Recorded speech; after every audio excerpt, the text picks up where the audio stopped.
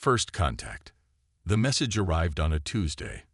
Dr. Eleanor Reed stared at her monitor, coffee forgotten as the signal pattern stabilized into an unmistakable sequence of prime numbers. After 20 years at SETI, she was looking at humanity's first confirmed contact with extraterrestrial intelligence. "Run verification protocol," she said, her voice steady despite her racing heart. Her team moved with practiced precision, though they had never expected to use these protocols outside of drills. Within minutes, the confirmation came back. The signal originated from just beyond Jupiter's orbit and was undeniably artificial.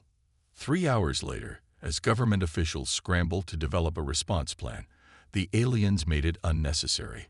3 massive ships, each over 2 kilometers long, appeared near Mars, having somehow bypassed all detection systems until they were well within the solar system. "They can't have just appeared," insisted General Marcus Hayes during the emergency UN Security Council meeting. At 53, the head of United Earth Defense had never expected to face an actual alien incursion. "Our deep space monitoring should have spotted them light years out." "Yet they did, General," replied UN Secretary General Okafor. "The question now is what we do about it." The aliens answered that question too. A transmission, broadcast simultaneously to every communications device on Earth, showed a humanoid figure with silver-blue skin and 4 arms. "People of Earth, I am Ambassador Xarl of the Malkonian Empire. We come in peace and friendship, seeking cultural exchange with your promising species." Within days, diplomatic channels were established. The Malkonians appeared surprisingly human-like apart from their additional limbs, bluish skin, and slightly elongated heads. They spoke of peace, shared technology, and helping Earth join the galactic community. Politicians and public figures worldwide embraced the visitors. Markets surged as the Malkonians offered advanced medical technology that could cure several previously untreatable diseases. Religious leaders debated the theological implications, while celebrities clamored for opportunities to meet the aliens. Not everyone shared the enthusiasm. Maya Chen watched the Malkonian ambassador's third public address from her desk at the Pentagon. At 34, she had risen quickly through military intelligence ranks due to her uncanny ability to spot patterns others missed. And she was seeing patterns now. "You're not watching the spectacle, you're watching the audience," observed Colonel James Bennett, leaning against her doorframe. Maya nodded. "They're studying our reactions too carefully. They're curious about us." "First contact and all that," Bennett replied, though his tone suggested he wasn't convinced either. "No," Maya said, rewinding the footage. "Look at Ambassador Xarl's eyes. They linger on military installations, power plants, communication hubs. They're doing tactical assessment while pretending it's cultural curiosity." Bennett closed the door. "What else?" "Their technology is inconsistent. They've given us medical advances, but claim their FTL technology is incompatible with our physics understanding. They're carefully controlling what we learn." "You think they're hostile?" Maya turned to face him. "I think they're following a script. And we're not asking what happens in the next act." Over the following weeks, Maya compiled her observations. The Malkonians established an embassy in Geneva and smaller outposts in 12 major cities. They invited scientists for knowledge exchange, but kept their ships off-limits except for carefully orchestrated tours. They requested detailed information about Earth's governments, resources, and infrastructure, while sharing only basic details about their own civilization. When the Malkonians proposed a joint space station at Earth-Moon L4, the world leaders eagerly agreed. Maya's concerns were dismissed as paranoia. "We need to form an independent analysis team," she told Bennett during a secure meeting. "Off the books. People who can think critically about what's happening." "That's borderline insubordination, Chen." "Then fire me after I'm proven wrong," she countered. "But if I'm right, we're giving potential hostiles a roadmap to our destruction." Bennett studied her for a long moment. "Who do you need?" The team came together quietly. Dr. Sanjay Kapoor, a xenolinguist analyzing the Melkonian language, Dr. Wai Lu, an anthropologist studying their cultural displays, Commander Rebecca Jackson from Naval Intelligence, and Dr. Thomas Newman, an astrophysicist questioning the aliens' explanation of their propulsion technology. They met in a secure room deep within the Pentagon, walls lined with data and observations.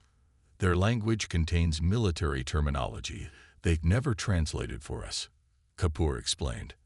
I've identified words that likely mean conquest, subjugate, and assimilate, used in their private communications. Their cultural presentations are too perfect, added Liu. They're showing us exactly what we want to see, with none of the messiness of actual cultural exchange. Newman pointed to engine output readings taken covertly during the Melkonian ship's movements. They're operating at maybe 5% capacity. These vessels are primarily warships, despite their claims about being scientific vessels. The door opened, and General Hayes entered. The room fell silent. Colonel Bennett informed me of your initiative, he said, his expression unreadable. Normally, I'd shut this down immediately. Maya stood her ground. Sir, with respect. Hayes raised a hand. I've been ordered to cooperate fully with our new friends. All military analysis of the Melkonians has been officially suspended. His emphasis on officially was slight but unmistakable. That said, I'm concerned about certain vulnerabilities in our systems that predate first contact. I'm assigning this team to address those historical concerns. He placed a file on the table. You'll operate from a secure facility outside official channels. Your new covers and resources are in here. He locked eyes with Maya. If you're wrong, your careers are over. If you're right. He didn't finish the sentence. As Hayes left, Maya opened the file.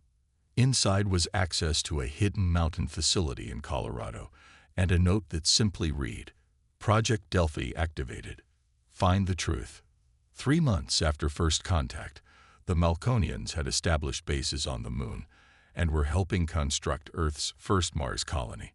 Their medical technology had cured cancer in thousands of patients. Their environmental technology was helping reverse climate change. They were hailed as saviors. In the Project Delphi facility, Maya's team had assembled a different picture. They had identified 23 inconsistencies in the Melkonian story about their home system. They had intercepted coded transmissions to locations far from their claimed origin point. Most disturbing, they had compiled evidence suggesting Earth wasn't the Melkonians' first cultural exchange. We found references to 12 other species, Maya told Bennett during his covert visit to the facility. Based on context clues, at least 8 no longer exist as independent civilizations. You think they conquered them? Or worse, Maya replied, displaying star charts. These systems the Melkonians mentioned as part of their commonwealth all show evidence of major conflicts within the last century. Massive energy releases consistent with planetary bombardment. Bennett studied the data. How long? Until they drop the act, Maya considered. They're still assessing our capabilities. Once they believe they understand our full military potential, they'll strike. My guess? 6 months, maybe less. We need proof to take to the Security Council. We need more than proof, Maya said quietly. We need a plan for when they realize we know. As they spoke, on the far side of the moon, the Melkonians were building what they called a cultural center. Deep beneath its foundations, hidden from the human workers, they were constructing something else entirely. A massive weapons platform aimed at Earth. Ambassador Ktarl stood on the observation deck of the flagship, watching Earth rotate below. Soon, he thought. Soon another world would join the Melkonian Empire, its resources extracted, its population reduced to servitude, just like all the others. He didn't notice the small, seemingly ordinary communications satellite that had adjusted its orbit to capture images of the Far Side construction project. Nor did he realize that Maya Chen was staring at those images at that very moment, her worst fears confirmed. We need to move faster, she told her team, displaying the satellite imagery. They're not building a cultural center. They're building our execution chamber. Hidden agenda. Maya's hands shook slightly as she placed the satellite images on General Hayes' desk. This was taken yesterday, she said, pointing to the construction on the moon's far side. Those aren't cultural facilities. They're weapon emplacements. Hayes studied the images, his expression hardening. How reliable is this intelligence? We redirected 3 different satellites for independent confirmation, Maya replied. The Malconians are building a kinetic bombardment platform capable of striking any point on Earth with devastating force. The general leaned back in his chair, the weight of the situation evident in his eyes. The Security Council approved another Malconian base yesterday, Antarctica this time. Strategic positioning, Maya noted. They're establishing a global net, northern hemisphere coverage from the moon, southern from Antarctica. Do we have enough to convince the Council? Maya hesitated. Sir, with respect, I don't think we can risk alerting them yet. Too many leaks, too many. Officials enchanted by Malconian technology. Hayes nodded slowly. So what's your recommendation, Chen? Activate Chimera. The general's posture changed instantly. That program doesn't exist, Major. With respect, sir, we both know it does. Maya leaned forward. Project Chimera has been Earth's secret insurance policy for decades. If there was ever a time to use it, it's now. For 70 years, since the mysterious events at Roswell in 1947, humanity's most brilliant minds had worked on a classified program hidden from public knowledge. Operation Chimera began as reverse engineering of recovered technology, but evolved into humanity's shadow space program, developing capabilities far beyond what was publicly acknowledged. While NASA and other space agencies maintained the public face of human space exploration, Chimera operated in the background, establishing hidden bases on the Moon, Mars, and throughout the solar system. They developed advanced weapon systems, propulsion technology, and defensive capabilities, all concealed behind a carefully maintained facade of technological limitation. How much time do we have? Hayes asked. Based on their construction pace, 4 months before their lunar platform is operational, Maya replied. We should assume they have other assets we haven't detected yet. Hayes stood and walked to a seemingly ordinary painting on his wall. He pressed his palm against the frame, and a hidden scanner verified his identity. The painting slid aside, revealing a secure communications terminal. Authorization Hayes, Marcus J., General, Pentagon Chimera Access Omega-73 Delta, he said clearly. The screen illuminated with a simple message. Verification complete. Chimera liaison standing by. This is Hayes.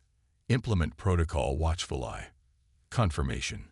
The stars are not what they seem. The response was immediate. Understood, General.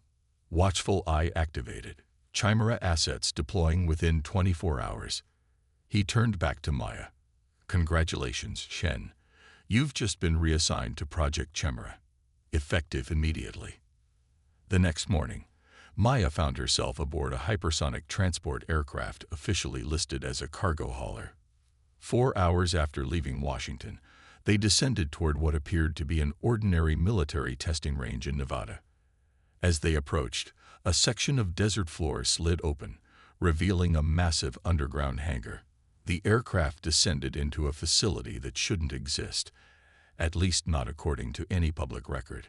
Dr. Eliza Washington, Chimera's civilian director, met Maya at the hangar.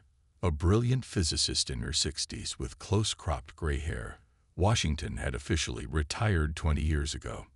In reality, she had been leading humanity's secret space program ever since. Welcome to Olympus Base, Major Chen, Washington said, extending her hand. I understand we have you to thank for the early warning. I just connected existing dots, Maya replied, taking in the enormous underground complex. Everywhere she looked, she saw technology decades ahead of what should be possible. Sleek aircraft with no visible engines, weapon systems unlike anything in the Pentagon's acknowledged arsenal, and monitors displaying real-time feeds from what appeared to be bases throughout the solar system. "How is all this possible?" she asked as Washington led her through the facility. 70 years of the world's best minds working in absolute secrecy, Washington replied, plus some technological insights from previous visitors. Maya stopped walking. "Previous visitors? You mean we've had contact before the Malconians?" Washington's expression was unreadable. "Let's just say this isn't humanity's first rodeo with extraterrestrial intelligence. The difference is, last time they came alone and crashed. This time they came in force and with a plan." They entered a secure briefing room where a dozen people waited, military officers and civilians representing various countries, all with the same look of determined focus. "This is the Chimera Command Staff," Washington explained. "We've been preparing for this scenario for generations." Admiral Chen Liang of the Chinese Navy nodded to Maya. "Your analysis confirmed what we suspected. The Malconians match the profile of a resource extraction civilization we've been monitoring through long-range surveillance." "You knew about them?" Maya asked, surprised. "Not specifically," replied Colonel Ivanova of Russian intelligence, "but we identified patterns of stellar activity consistent with systematic planetary exploitation in their claimed region of origin. We've been watching for expansionist species." Washington gestured to a holographic display showing the solar system. "For decades, we've maintained the appearance of technological limitation while building our actual capabilities in secret. The world thinks our most advanced spacecraft is the International Space Station. In reality, we have bases throughout the solar system, a fleet of advanced ships, and defensive systems in place around all major planets." The display zoomed in to show facilities hidden on Mars, within the asteroid belt, and on various moons of Jupiter and Saturn.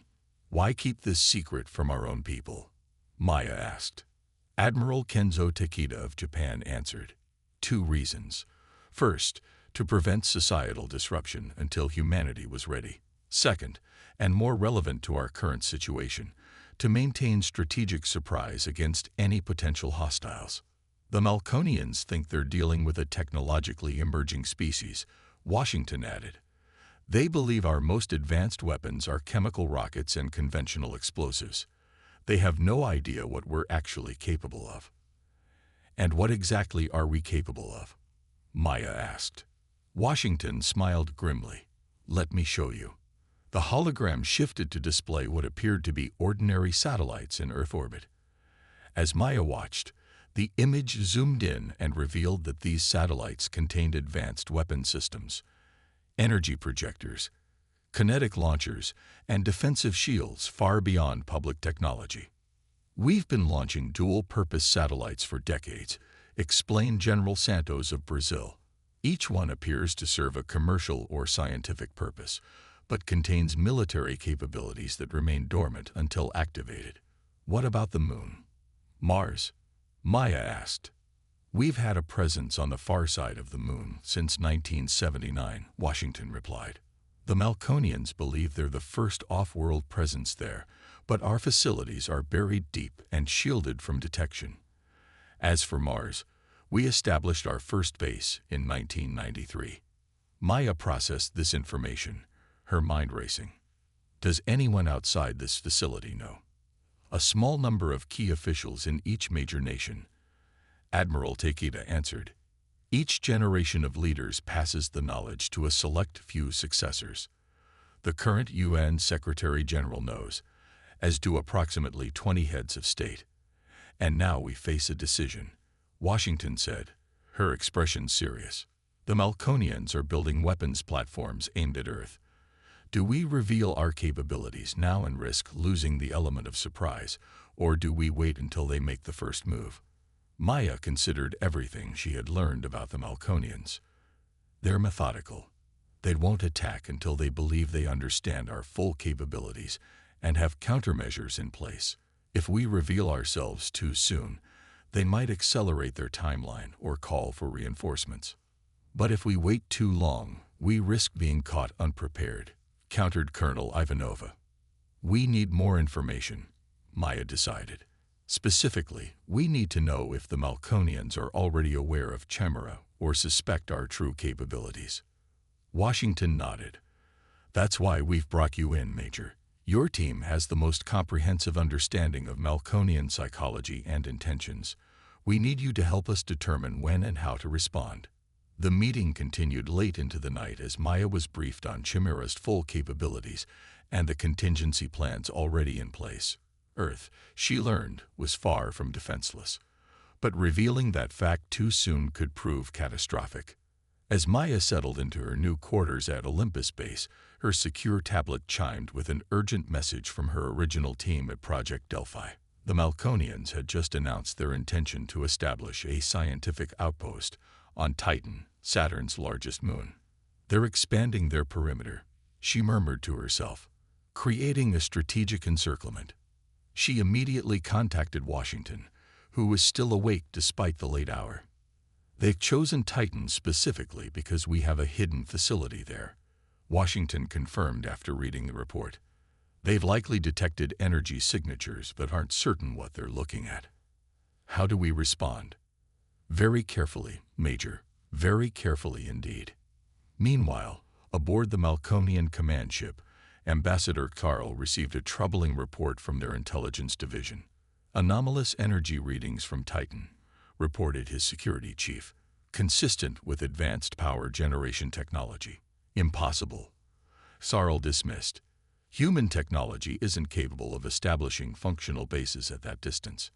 Nevertheless, the readings exist, the security chief insisted, and we've detected similar anomalies on Mars and within the asteroid belt. Sarl's forearms tensed in concern. Could they be remnants of some previous civilization's technology? Unlikely. The energy signatures are active and adaptive. Then we accelerate our timeline, Sarl decided. Move our fleet into position near Titan. If the humans have technology there that we haven't been informed about, we need to know what it is and eliminate it if necessary. As the Malconian ships changed course, automated sensors throughout the solar system tracked their movement. In the command center of Olympus Base, alarms sounded. The Malconians are mobilizing, announced the watch officer. Multiple ships breaking orbit from Earth and the Moon, heading toward Saturn. Dr. Washington and Maya exchanged grim looks. It's starting, Maya said quietly. Perhaps, Washington replied. Or perhaps it's just another test, to see how we respond. Either way, the careful dance of deception was approaching its climax. Humanity's mask of technological limitation was about to be tested against the Malconians' facade of peaceful intentions. The question was, who would drop their pretense first? The facade cracks. Captain Elena Vasquez had never imagined commanding a spacecraft that officially didn't exist.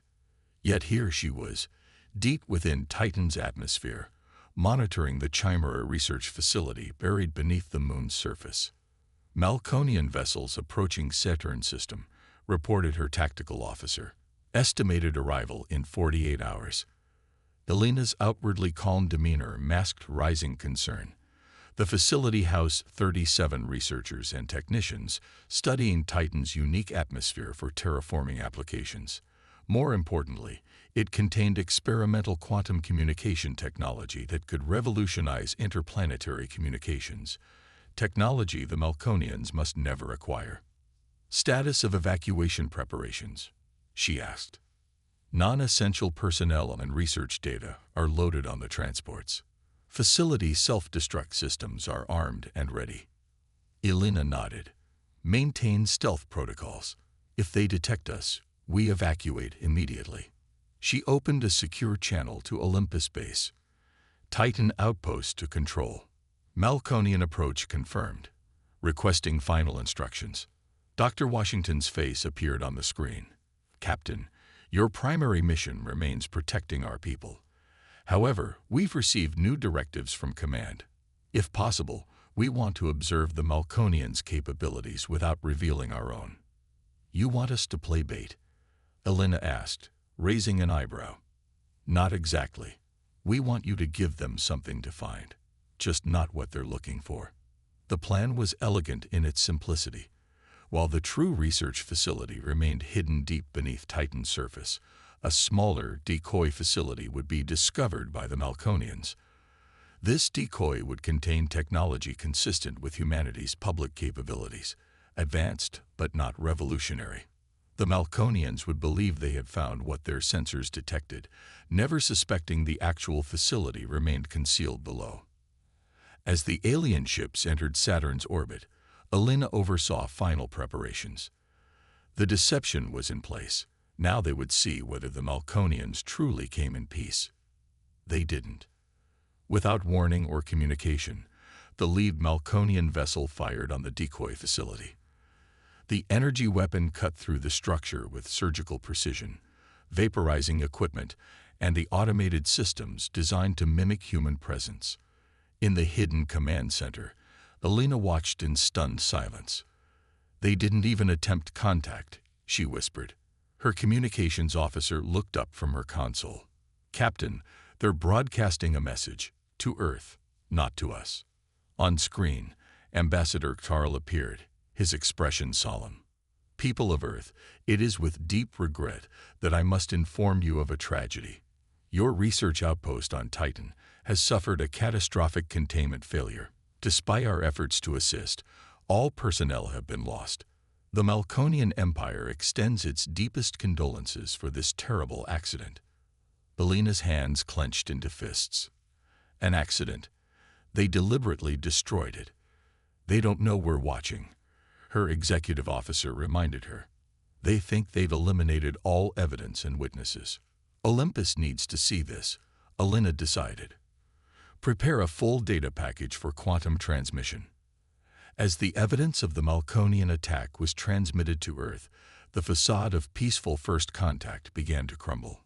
In Washington, D.C., the President of the United States received the secure briefing in the White House Situation Room. "The Malconians have attacked what they believed was a human research facility on Titan," General Hayes reported.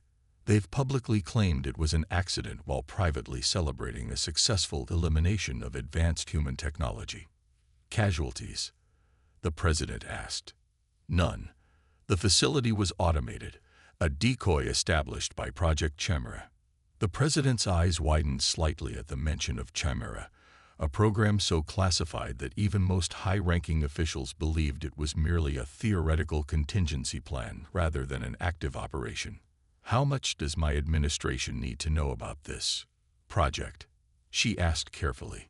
Hayes exchanged glances with Dr. Washington, who had been summoned for this crucial briefing. Fleet Commander Draz wasn't convinced. The energy readings from Titan weren't consistent with their known technology, and we've detected similar anomalies throughout the system. Something isn't right. Remnants of previous visitors, perhaps, Sarl suggested. This system has likely been explored by various species before us. Perhaps, Draz conceded. Nevertheless, I recommend we accelerate our timeline. The longer we wait, the more chance of complications. Carl considered this. Agreed. Begin Phase 2 immediately. Target their orbital infrastructure first, then their planetary defense systems. And their governments. Not yet. We want their leadership intact to oversee surrender and resource allocation. Once we control their orbital assets and neutralize their military capabilities, they'll have no choice but to submit. What neither Xarl nor Draz realized was that their entire conversation was being monitored by quantum entanglement devices placed on their ships by Chimera operatives during the seemingly innocuous cultural exchange visits. In Olympus Base, Maya listened to the translated conversation with growing alarm. "They're moving now," she told Washington. "Today, not 2 weeks from now." Washington immediately activated the command center's emergency protocols. "All Chimera assets, this is control. Crimson alert. I repeat, crimson alert. This is not a drill." Throughout the solar system, hidden bases and ships prepared for conflict. On Earth, disguised defense systems silently powered up, remaining undetectable to conventional sensors. "Should we warn the public?" Maya asked. Washington shook her head. "Not yet. Mass panic would only make the situation worse. We alert key officials and emergency services, but keep the general population unaware until absolutely necessary. The Malconians will target civilian infrastructure to force surrender, Maya pointed out. And we'll stop them, Washington replied with quiet confidence. That's what Chimera was built for. As they spoke, the first Malconian strike force moved into position around Earth's orbit. Their target, the International Space Station, and the network of satellites that provided global communications, navigation, and observation capabilities. The facade was about to shatter completely. The question now was whether humanity's hidden strengths would be enough to withstand the coming storm. Humanity unveiled. The attack began without warning. At 3:47 UTC, Malconian energy weapons struck the International Space Station. The structure, housing 12 astronauts from 7 nations, exploded in a brief bright flare visible from Earth's surface.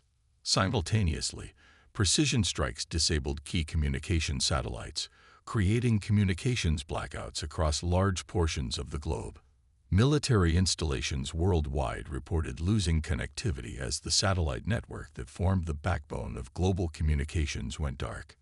In cities around the world, civilians looked up in confusion and fear as strange lights moved across the night sky. Malconian ships entering low orbit, positioning themselves above strategic targets. Ambassador Xarl's face appeared on every functioning screen globally, his expression solemn but resolute. People of Earth, the Malconian Empire regrets that your governments have forced our hand. We have discovered military preparations against our peaceful mission, a violation of our friendship agreement. For your own protection, we have neutralized these threats. Remain calm. No harm will come to compliant populations. Resistance, however, will not be tolerated. In the White House Situation Room, the President received reports of the attack with outward calm that belied the gravity of the situation. Casualties from the ISS? She asked. None, Madam President, General Hayes replied, to her visible surprise. Chimera evacuated all personnel 73 minutes before the attack. The Malconians destroyed an empty station. And our satellite network. Dr. Washington stepped forward. What they destroyed were decoys, Madam President. Our actual military communication systems are hardened and shielded. We're maintaining global command and control capabilities while letting the Malconians believe they've blinded us. The President nodded. Then it's time. Activate Chimera defense protocols. Authorization code. Thunderbird rising. Hayes turned to the secure communication terminal. All Chimera units. This is HTUAL. Authorization Thunderbird rising. Implement Guardian Shield. I repeat, implement Guardian Shield. Throughout Earth's orbit, what had appeared to be defunct satellites and space debris suddenly came to life. Weapons systems that had remained dormant for decades activated, targeting the Malconian vessels. On the ground, hidden installations beneath innocuous government buildings, within mountain ranges, and under the oceans powered up advanced defense systems beyond anything publicly acknowledged. In the skies above major cities, civilians watched in awe as shimmering energy fields materialized, covering urban centers in translucent domes. Aboard the Malconian command ship, alarms blared as sensors detected the sudden activation of unknown systems. What's happening? Xarl demanded, his composure cracking for the first time. Fleet Commander Draz studied the tactical displays with growing concern. Unknown defense systems activating worldwide. Energy signatures don't match known human technology. Impossible. Their most advanced weapons are chemical explosives and basic energy weapons. Evidently not, Draz replied grimly. We're detecting energy shields over their cities and weapons platforms in orbit that weren't there moments ago. Before Xarl could respond, the ship shuddered as precision energy beams struck its propulsion systems. The shots didn't breach the hull but effectively immobilized the vessel. Return fire, Xarl ordered. Unable to comply, the weapons officer reported. Targeting systems are being jammed by an unknown frequency. Similar reports came in from Malconian ships worldwide. Their advanced fleet, which had expected minimal resistance, suddenly found itself confronted by defenses far beyond what should have been possible for a supposedly emerging species. On Earth, citizens watched in confusion and awe as the events unfolded. In Times Square, pedestrians froze as the massive viewscreens switched from Sarl's announcement to a live address from the president. "My fellow citizens of Earth," she began, her